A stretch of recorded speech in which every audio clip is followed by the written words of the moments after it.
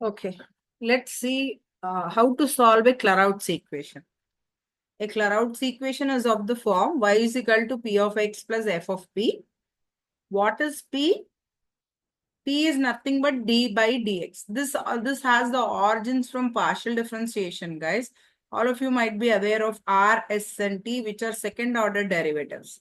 Okay, second order derivative of f with respect to x, second order derivative of f with respect to x and y, second order derivative of f with respect to y. Of course, why these are represented as R, S, and T is the first order derivatives with respect to x is called p. First order derivative with respect to y is called q. Here y is a function in x, guys. In such a case, we'll be doing all these things. Many of you would be aware of partial differentiation. Okay. From that, we'll be having the derivative with respect to x usually is denoted by p in differential equations. By the way, Clairaut's is a first order differential equation, guys. First order differential equation. But it's non-linear because the derivative is a function. The first order derivative or the dependent variable's derivative is in a function like sine x or something like that, or in powers of p or something like that, because of which it is non-linear. First order, non-linear as well. Okay. Because of which there's a procedure to solve it. Clairaut have proposed a procedure to solve it. What do I do? Actually, I'll show first. All this is not necessary for solving the Clairaut's equation. What is needed for the exam also I will talk about. First thing that I'll do is I'll be differentiating. Let this be 1. I'll be differentiating 1 with respect to x. So what I'll be having is dy by dx. Okay. P is dy by dx, by the way. Okay. Yeah. Right side is nothing. P, x derivative is 1. So P into 1 plus x into P derivative is dP by dx, guys. And then the function in P also would be differentiated with respect to d by dx. Okay. Of course, when you are touching that P term, I'll be writing dP by dx as well. Okay. Yeah. This is the basic procedure. There'll be two things that I'll be obtaining. You can just see here. This is P. And right hand side is also P. Both of them will go off. I'll be having something like x plus f prime of P into dP by dx is equal to 0. Okay. So what exactly this conveys is, suppose if I have x plus a into x plus b is equal to 0, this implies either x plus a is equal to 0 or x plus b is equal to 0, right?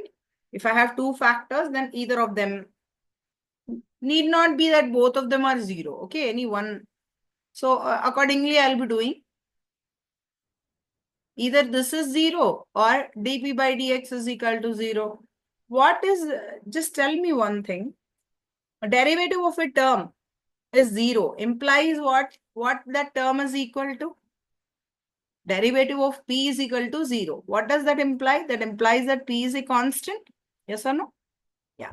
And now coming to this, what exactly I'll do, I'll show in a problem. But as of now, what I can say is extract the value from this one, extract the value and write it, extract the value of p and write it in terms of a function in x, completely in terms of a function in x. Replace p in 1. Replace p in 1. P is the first order derivative. If it is replaced by this, okay, replace p in 1. Now, this one where the derivative is replaced by an arbitrary constant would be called general solution, guys. This would be called general solution. Okay. Now, there's one more that I'll be obtaining from this. This will usually be called singular solution. What is a singular solution? Let me tell you, it can be asked for 2 marks or so. What's a singular solution is? A solution that satisfies the differential equation that satisfies one, but it neither has arbitrary constants, nor it is a particular solution,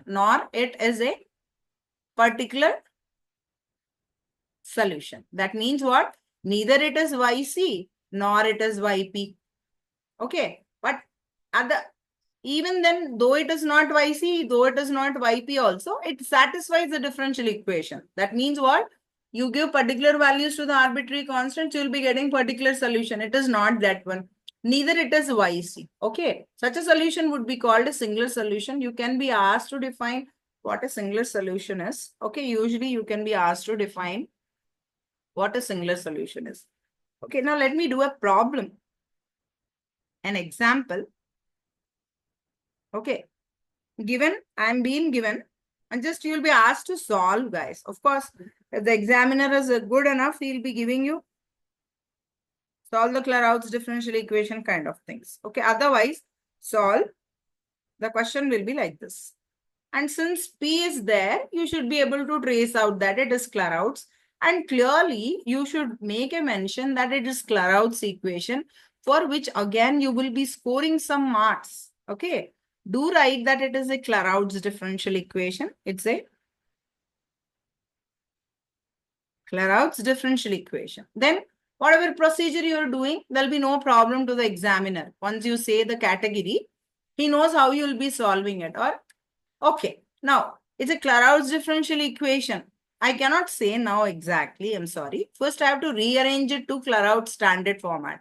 What's the standard format of Clairaut's? Y is equal to P of X.